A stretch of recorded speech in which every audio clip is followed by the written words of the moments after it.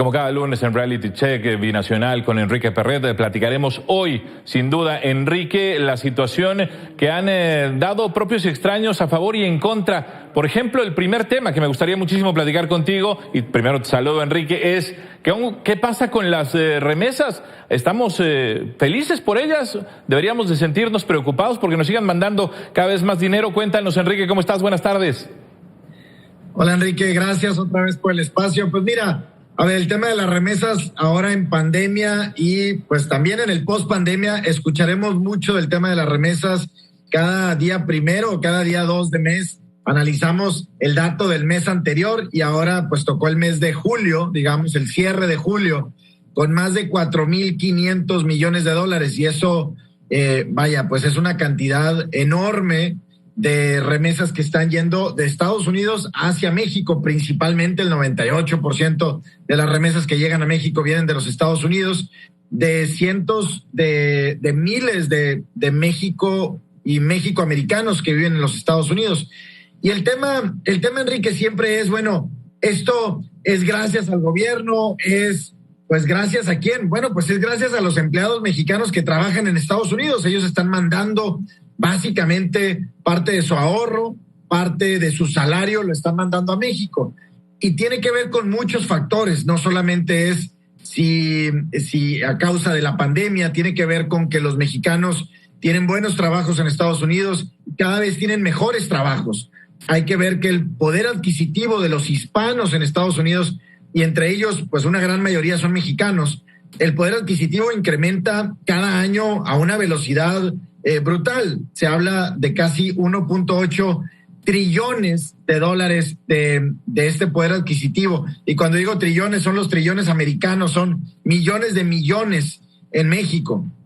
Entonces, cada día los mexicanos y mexicoamericanos tienen mejores empleos, pueden ahorrar más y eso pues les hace poder enviar más dinero. Ahora, evidentemente hay una necesidad en México que se está cubriendo, digamos, a partir de las remesas. El año pasado se enviaron cerca de 40,000 millones de dólares en todo el año. Este año se espera que lleguen casi 45,000. Si nos vamos más atrás, Enrique, mira, el Banco de México empezó a señalar las remesas, a contabilizar, digamos, las remesas en 1995, cuando llegaban cerca de 4,000 millones de dólares a México. Hoy estás hablando de más de 10 veces ese número en 25 años. Entonces, definitivamente, es hoy probablemente la entrada de capitales a México más importante por una sola emisión o por un solo concepto. Evidentemente, las exportaciones mexicanas reciben más ingreso, pero por un solo concepto probablemente las remesas es la mayor entrada de divisas a México.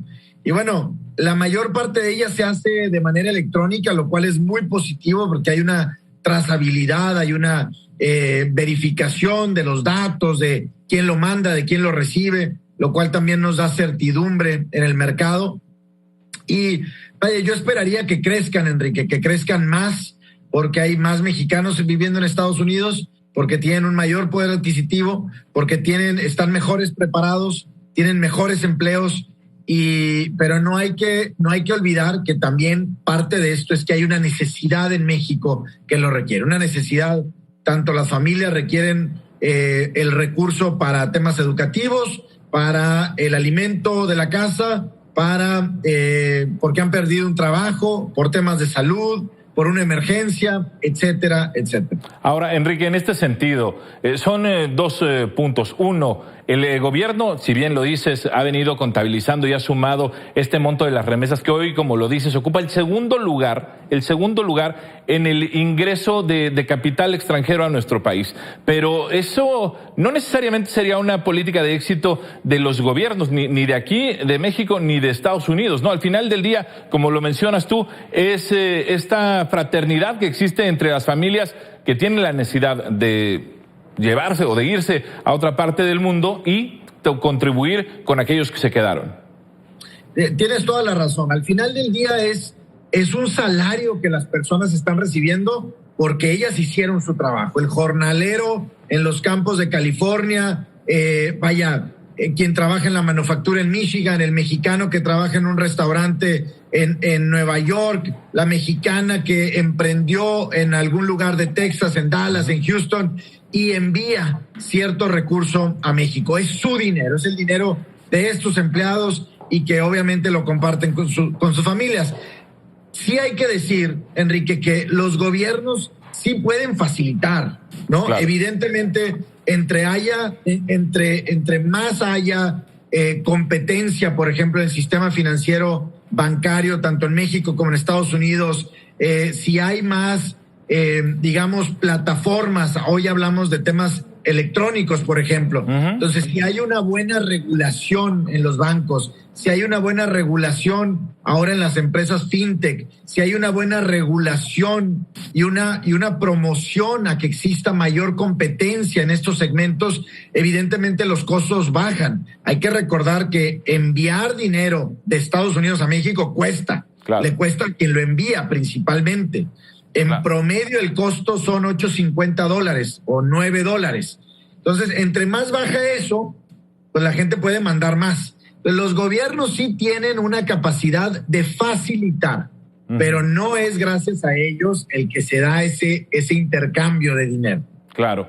Otro tema que tenemos pendiente y que ya estamos a escasos días de que suceda, Enrique, ya el canciller mexicano Marcelo Ebrard visitará Washington. Habrá que reactivar algunos de los temas pendientes. ¿Qué alcanzas a ver tú desde tu expertise?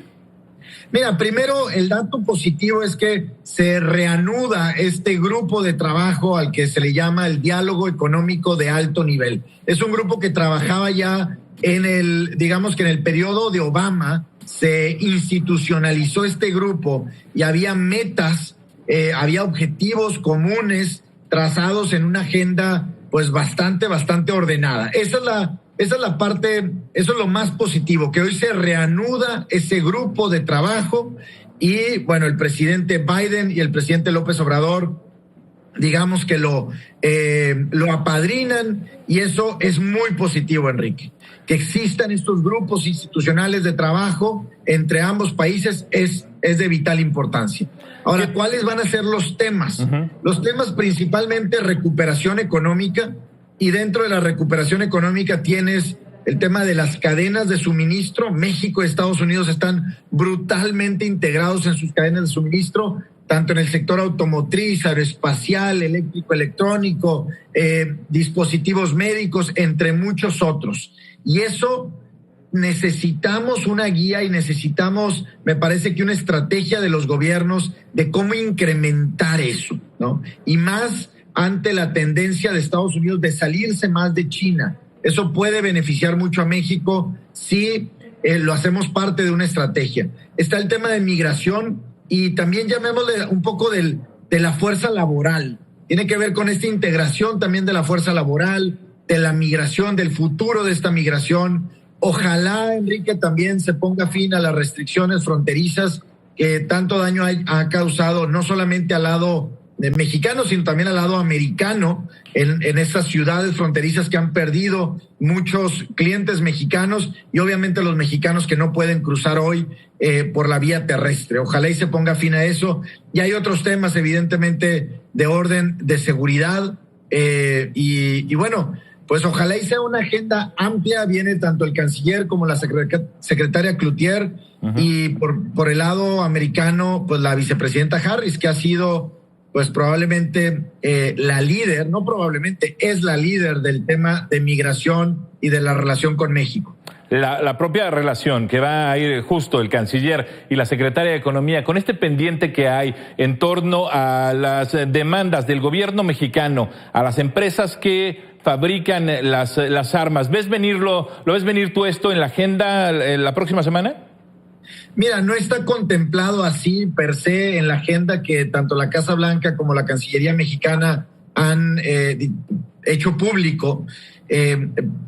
Definitivamente es un tema que está ahí en el ambiente, así como están los migrantes en la frontera mexicana esperando a que se abran las restricciones, pues está esta demanda del gobierno mexicano hay que decirlo, no es ante las autoridades americanas, sino ante las empresas productoras de armas.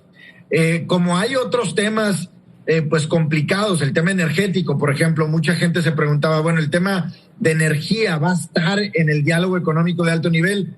Hasta hoy entendemos que no va a ser un tema que se va a tocar en la mesa. Y son temas, hay muchos especialistas que dicen, es que cómo puedes tener una reunión de alto nivel en donde no se discutan los temas complicados, ¿no? Claro. Como el tema de las armas, la migración o el tema energético. Vaya, la relación es tan compleja, Tocayo, que yo creo que debe de haber momento para tocar todos los temas. Hay que avanzar en algunos de ellos, en los que sabemos que no se puede avanzar o que es más complicado.